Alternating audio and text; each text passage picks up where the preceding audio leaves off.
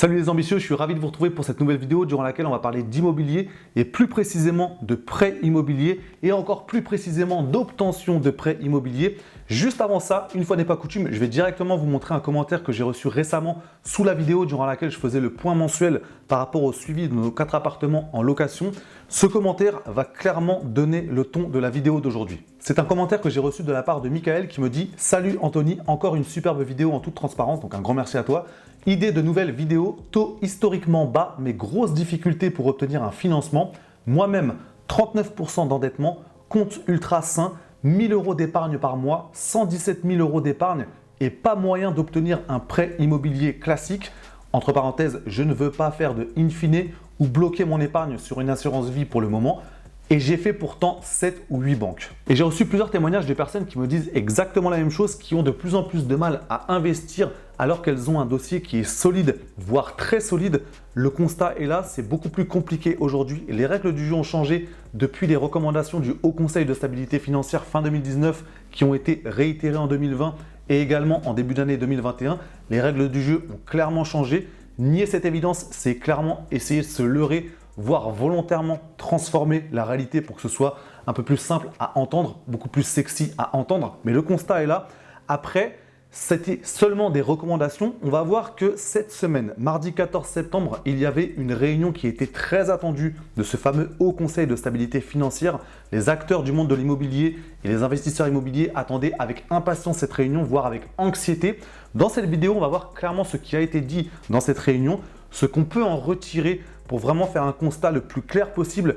Ensuite, viendra la question de savoir qu'est-ce qu'on fait maintenant. On va essayer de voir les différentes pistes que nous avons à disposition. Et en fin de vidéo, on ouvrira un petit débat pour essayer de savoir pourquoi de telles décisions ont été prises par rapport à ce fameux Haut Conseil de stabilité financière. Avant de rentrer dans le détail, un grand merci à vous parce qu'on a récemment passé le cap des 3400 abonnés à la chaîne. Donc ça continue à grossir de plus en plus. Donc c'est vraiment quelque chose qui fait énormément plaisir. Donc un grand merci à vous. Ce qu'on va faire tout de suite, c'est qu'on va se pencher sur le communiqué de presse publié par le Haut Conseil de stabilité financière pour vraiment aller à la source, regarder le texte d'origine et ne pas s'en tenir à l'interprétation que telle ou telle personne peut en avoir et même pas s'en tenir à l'interprétation que je peux en avoir. C'est vraiment ce que je vous conseille, d'aller à la source, aller voir ce qu'on appelle un texte de première main pour vraiment voir en détail ce qui a été dit dans tel ou tel domaine pour être sûr d'avoir les bonnes informations. Alors je vous épargne la lecture de l'ensemble du texte. De toute façon, je vous remettrai le lien dans la description si vous voulez regarder en détail.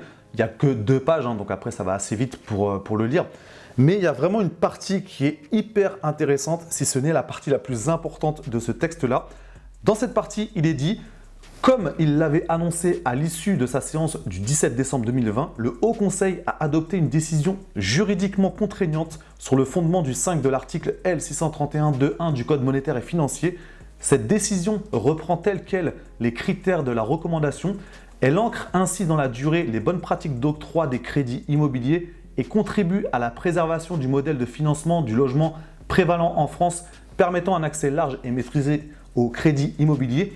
Le Haut Conseil a chargé l'autorité de contrôle prudentiel et de résolution de contrôler la bonne mise en œuvre de cette décision qui sera publiée dans les jours à venir et entrera en vigueur pour les crédits décaissés à compter du 1er janvier 2022. Petite question maintenant, quel est selon vous le petit passage le plus important du paragraphe que je viens de vous lire? Je fais la question et la réponse. Le passage le plus important, c'est le passage qui dit que le Haut Conseil a adopté une décision juridiquement contraignante. Ce qui fait qu'auparavant, nous n'étions que sur des recommandations qui vont maintenant se transformer en obligations à compter du 1er janvier 2022. Et ça fait une énorme différence parce que peut-être qu'auparavant, certaines banques pouvaient sortir un petit peu des recommandations. Là, clairement, ça va être inscrit, gravé dans le marbre. Donc là, la banque qui ne veut pas suivre ces recommandations s'exposera à des sanctions. Alors petit rappel au niveau des recommandations, on était au départ sur un plafonnement à 33% d'endettement, on est monté à 35%, ça ne fait pas une grosse différence. On est sur une durée de crédit maximale de 25 ans et 20% de la production des crédits peuvent sortir de ces recommandations. Donc il y a une certaine flexibilité. On va voir en détail que cette flexibilité est relative pour les investisseurs immobiliers. Donc clairement, ça c'était les recommandations qui maintenant vont devenir des obligations. Donc encore une fois, j'insiste là-dessus, les règles du jeu ont clairement changé. Ça devient beaucoup plus compliqué qu'auparavant d'investir dans l'immobilier et surtout d'enchaîner les investissements immobiliers. Concernant cette tolérance, on va à nouveau s'appuyer sur un texte de première main publié par le Haut Conseil de stabilité financière dans lequel il est dit que une partie de la production pourra déroger aux limites recommandées. Cette marge de flexibilité devra répondre à un strict souci de proportionnalité et pouvoir être justifiée dans le cadre d'une politique écrite. La flexibilité admise pourra aller jusqu'à 20% du montant de la production trimestrielle de nouveaux crédits, entre parenthèses, hors renégociation, rachat et regroupement de crédits. Au moins 80% de la flexibilité maximale sera destinée aux acquéreurs de leur résidence principale et au moins 30% de la flexibilité maximale sera réservée aux primo-accédants. Si on regarde bien les chiffres, on se rend compte à quel point la marge de manœuvre d'un investisseur immobilier est très faible parce que sur l'ensemble des crédits qui sont octroyés, seulement 20% peuvent sortir de ce fameux 35% de taux d'endettement. Et dans ces 20%, 80% sont réservés aux acquéreurs de résidence principale. Donc finalement, nous n'avons le choix que de faire partie des 20% des 20%. Donc si on fait le calcul général, sauf si je me trompe, ça doit faire 4% de l'ensemble des crédits qui peuvent sortir de ce 35% de taux d'endettement pour les investisseurs immobiliers. Donc la marge de manœuvre est très faible. Il faut absolument en avoir conscience pour voir que les choses ont changé. Alors après, on peut toujours discuter pourquoi ils ont mis ça en place. On verra ça en fin de vidéo parce que là, clairement, il y a une grosse différence selon moi entre calculer un endettement pour une personne qui achète une résidence principale et calculer un endettement pour une personne qui achète pour louer. Ce n'est pas du tout la même façon de voir les choses. Et il y a une autre donnée qui est importante. Il y a beaucoup de personnes qui m'ont confirmé. Après, vous me direz si vous avez le même son de cloche de votre côté. C'est quasiment la fin du calcul différentiel, de la méthode différentielle de calcul d'endettement. C'est quasiment quelque chose qui est en train d'être abandonné et ça fait une grosse différence parce que en tant qu'investisseur, quand on avait une banque qui pratiquait ce calcul différentiel, on pouvait continuer à investir quand on apportait un bien qui était rentable, qui dégageait du cash flow positif. Là maintenant, si on rebascule sur un calcul classique, peut-être qu'en différentiel, ça passait, mais là, en classique, on va peut-être être à 50, 55, 60, 70%. Donc là, clairement, ce n'est pas possible, ça ne passera pas. Donc ça fait une grosse différence. Dites-moi dans les commentaires si vous avez le même son de cloche par rapport à ce calcul différentiel, si vous avez vraiment la même, les mêmes choses qui sont venues à vos oreilles, comme quoi ce calcul était quasiment abandonné par toutes les banques. Maintenant, la question la plus importante à se poser, c'est qu'est-ce qu'on fait? Une fois qu'on a dressé ce constat, on s'est rendu compte à quel point c'est beaucoup plus compliqué qu'auparavant d'investir dans l'immobilier. Qu'est-ce qu'on fait? Tout d'abord, au niveau de l'attitude. 3 façons de voir les choses. Soit être totalement défaitiste et se dire de toute façon, je ne pourrai plus jamais investir, je sens que c'est trop compliqué, on nous empêche de vraiment continuer à investir, donc j'abandonne. Donc ça, c'est vraiment l'option numéro 1, mais il vaut mieux l'éviter. Deuxième option en ce qui concerne l'attitude, c'est de se dire ok, je sens que c'est plus compliqué, je vais faire une pause dans l'immobilier, je vais peut-être faire autre chose, peut-être que j'ai une idée de création de business que je veux vraiment mettre en place, concrétiser. Donc c'est tout simplement se dire l'immobilier en ce moment j'oublie parce que c'est plus compliqué qu'avant, c'est peut-être même trop compliqué, je me concentre sur d'autres domaines. Peut-être pour revenir encore plus fort par la suite. Déjà beaucoup plus intéressant en termes d'attitude. Et enfin, troisième façon de voir les choses, c'est de se dire peu importe ce qu'on essaye de mettre en place, peu importe comment les règles ont changé, je sais que je peux m'adapter, je veux renforcer cette capacité d'adaptation, donc je vais voir quelles sont les options que j'ai encore à disposition. Ça, c'est une excellente façon de voir les choses.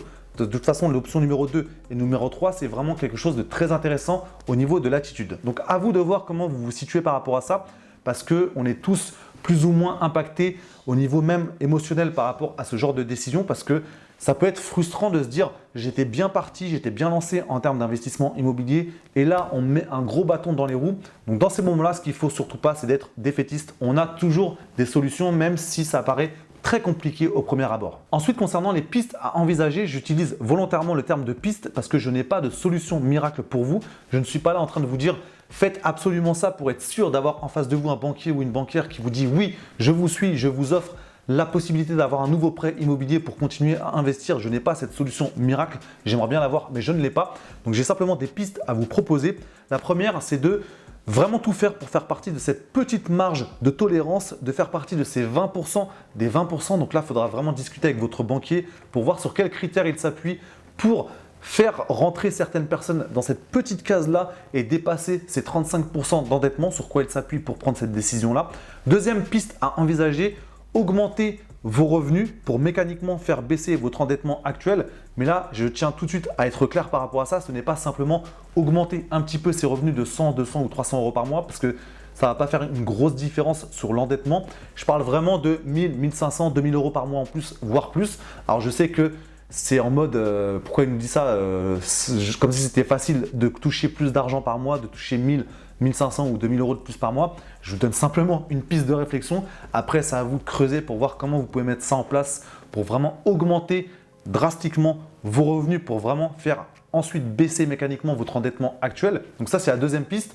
Ensuite, troisième piste, tout simplement vous associer avec quelqu'un pour augmenter ses revenus et aussi faire en sorte de pouvoir continuer à investir. Donc après, on ne va pas rentrer dans le détail de savoir comment s'associer, avec qui, pour vraiment être sûr que ça se passe bien sur la durée parce qu'il y a beaucoup de choses à dire par rapport à ça.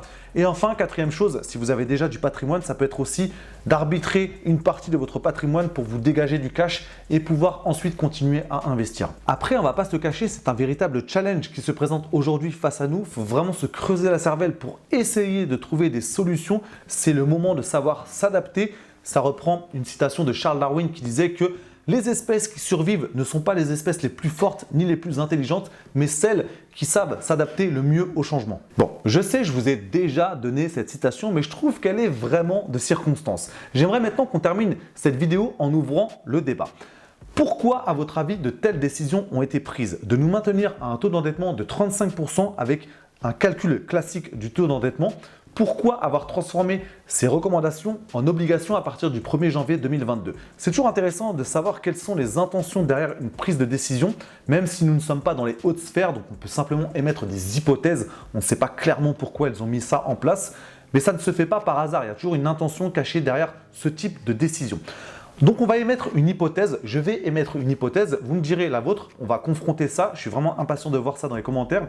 Selon moi, c'était important de cadrer les choses, notamment en ce qui concerne l'achat de résidence principale, de vraiment faire en sorte que les gens ne s'endettent pas trop, de façon trop importante, parce que même si on regarde ce qui s'est passé par exemple en 2008 aux États-Unis avec la crise des subprimes, c'est à l'époque, ça aurait été intéressant qu'il soit plus cadré par rapport à ce marché de l'immobilier parce qu'après ça a eu un effet domino. Donc c'est important de cadrer les règles par rapport à ça pour l'achat de résidence principale.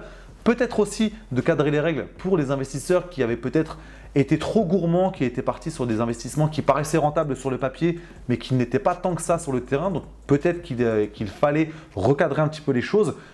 Mais pourquoi mettre des bâtons dans les roues aux personnes qui réussissaient à enchaîner les investissements immobiliers, qui se passaient bien à la fois sur le papier mais surtout sur le terrain? Pourquoi mettre des bâtons dans les roues à ces personnes-là? Et là, si on creuse la question, on pourrait être tenté de se dire, n'y aurait-il pas une volonté de freiner nos ardeurs, de faire en sorte que nous restions sagement à notre place, éviter qu'on utilise trop souvent l'effet de levier du crédit immobilier pour faire grossir un patrimoine étape par étape? Est-ce qu'il n'y aurait pas cette volonté derrière cette prise de décision?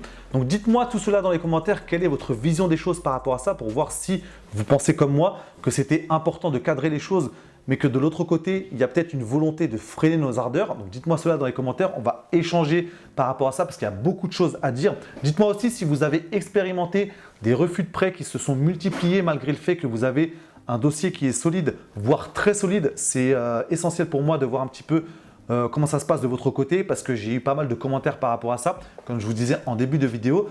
On est sur la fin de la vidéo, je ne vous cache pas qu'à côté mon fils, il est très impatient que ça se termine. Léo, tu m'entends ?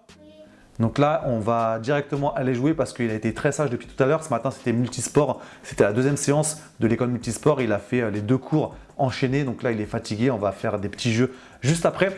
Donc voilà, si cette vidéo vous a plu, mettez un maximum de pouces en l'air. Je vous remercie pour votre attention et je vous dis à très bientôt pour la prochaine vidéo.